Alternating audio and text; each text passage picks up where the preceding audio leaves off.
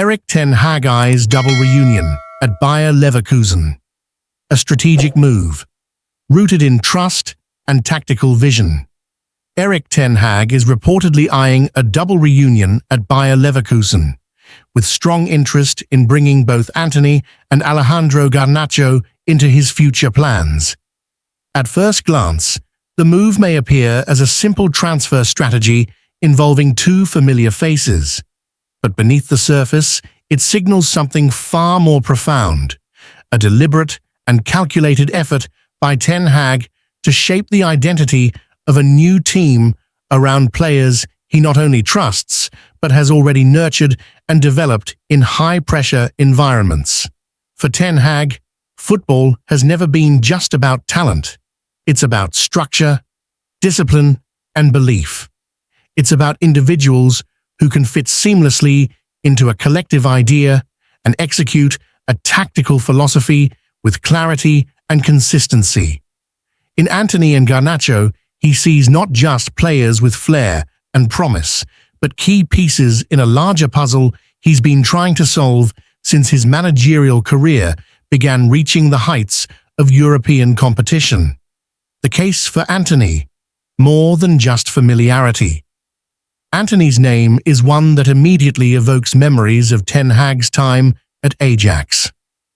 Under Ten Hag's guidance, Antony evolved from a raw but explosive winger into a refined attacking force capable of delivering in both domestic and continental competitions.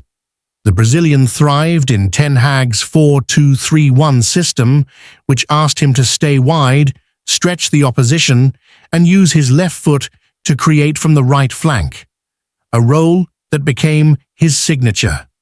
When Manchester United acquired Antony in 2022, it was widely seen as a reunion built on mutual trust. And while his performances in the Premier League have been mixed, Ten Hag remains one of his staunchest believers. His interest in bringing Antony to Bayer Leverkusen is not based on nostalgia.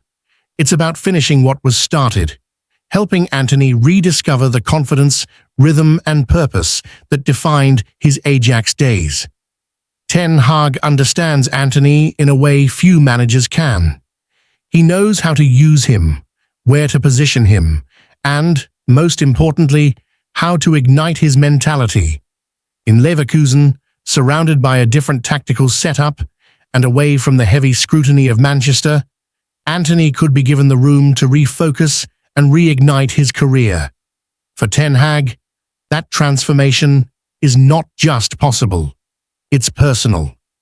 Garnacho, a long-term vision. Unlike Antony, Alejandro Garnacho's journey with Ten Hag has been shorter, but no less significant.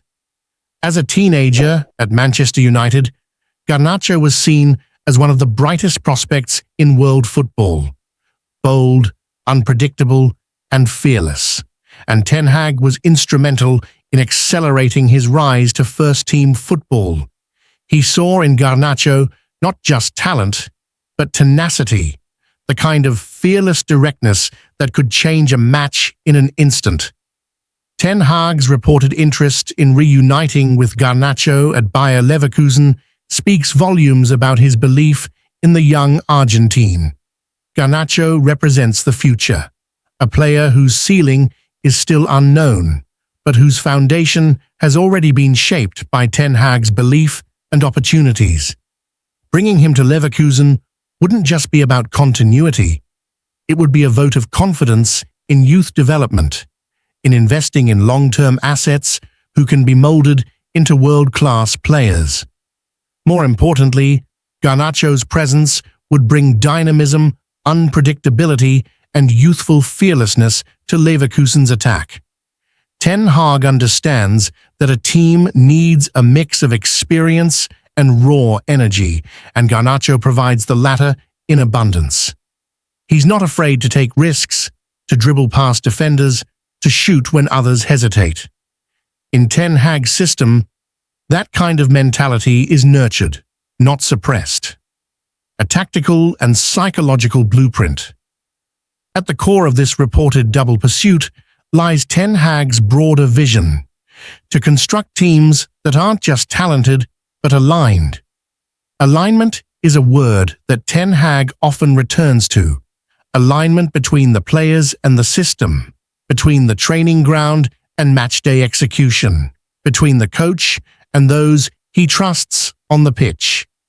In Antony and Garnacho, Ten Hag sees players who already understand his philosophy.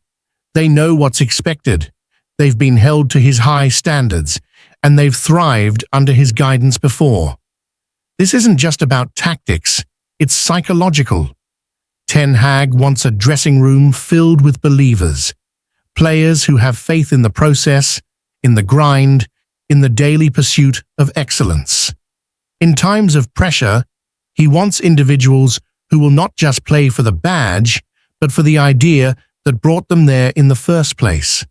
Antony and Garnacho represent that ethos. They're more than just wingers. They're extensions of Ten Hag's identity on the pitch. Beyond Manchester, a chance for reinvention. Perhaps more subtly, this potential double move also reflects the arc of Ten Hag's own journey. With the club's ambition to return to the very top of English and European football, targeting a player of Sané's caliber underlines their intent.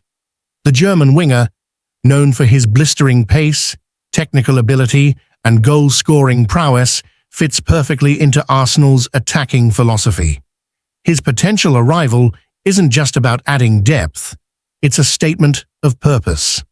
Arsenal sees Sané as a transformative figure, someone who can tilt the balance in big matches and deliver moments of magic that turn draws into wins. After narrowly missing out on silverware in recent seasons, the Gunners are looking for experience at the highest level. And Sané, with his background at Manchester City and Bayern Munich, brings just that. He's a proven winner, and Arsenal believe his mentality can inject something vital into the dressing room. What makes the move even more crucial is the manner in which it might be completed. Sané is set to leave Bayern Munich on a free after rejecting their latest contract offer, a rare opportunity in the modern game to acquire a world-class talent without a transfer fee. Arsenal's interest, therefore, isn't just driven by footballing reasons, but also by the unique timing and financial advantage. It's a calculated move aimed at maximizing value and strengthening the squad significantly without compromising the club's long-term financial strategy. In essence, Arsenal's pursuit of Sané is not just about adding another winger. It is a reflection of the club's strategic direction, one that seeks to blend youth with elite experience and tactical fluidity with a winning mentality.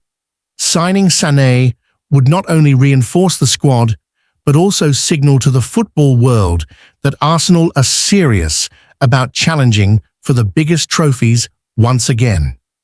This pursuit is not simply about signing another talented winger. It's about ambition. Arsenal are at a pivotal juncture, a club reborn under a progressive vision, now seeking the final pieces of a puzzle that could return them to glory. In Leroy Sané, they see not just a player, but a symbol of intent. A move like this doesn't just upgrade the squad, it sends a message to rivals, to fans, and to the football world. Arsenal are here not to compete, but to conquer. Sané represents experience, pedigree, and elite-level mentality.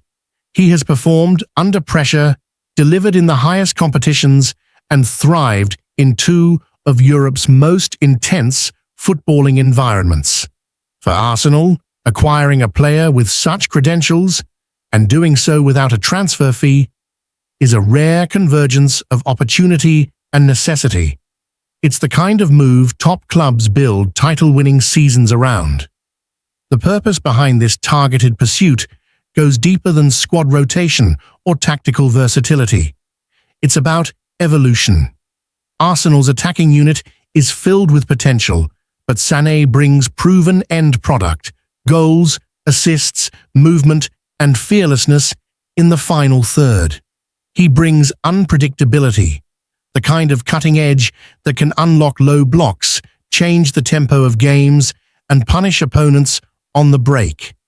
Arsenal know that to consistently compete on multiple fronts, they need players who not only understand pressure, but thrive in it.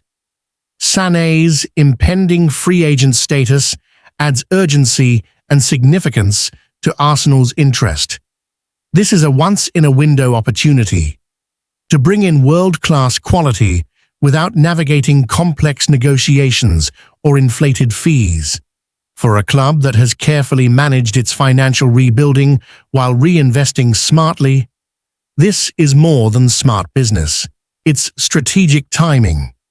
Arsenal are choosing to act with clarity, positioning themselves as the leading destination for a player who could elevate their attacking play to a new level.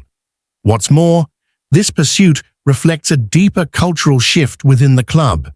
For years, Arsenal were seen as a team with potential but lacking bite in the market. This move challenges that perception. It aligns with a modern footballing philosophy that combines strong scouting, fiscal discipline, and bold ambition. In Leroy Sané, Arsenal see a player who checks every box: age, profile, experience, and impact. But it's not just about what Sané offers on the pitch. Arsenal believe he can be a locker room influence, a standard setter for younger players still developing their edge. Having won titles, endured injuries, bounced back, and kept performing at the highest level, Sané embodies the resilience and hunger that Arsenal are cultivating in their ranks. His presence could raise standards, sharpen focus, and remind everyone at the club what it takes to win consistently. Ultimately, this is about building a team, not just to challenge, but to dominate. Arsenal are no longer content with near misses or being labelled as one for the future. They are acting like a club that expects success, and moves like this one are the clearest evidence. Securing Leroy Sané, especially under these circumstances, would mark